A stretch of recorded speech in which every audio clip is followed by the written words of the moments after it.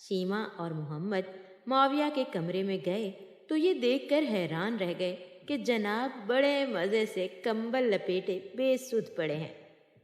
ठहरो ज़रा।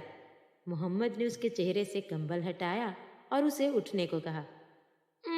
भाईजान, मुझे नींद आ रही है, प्लीज मुझे सोने दें। मोहम्मद प्यार से उसके बाल सहलाते हुए बोला, प्यारे भैया, आप शायद भूल रहे हैं हमने क्या प्लानिंग की थी। हमने रमज़ान में रहमतों और बरकतों की इन घड़ियों पर गफलत को तारी नहीं होने देना।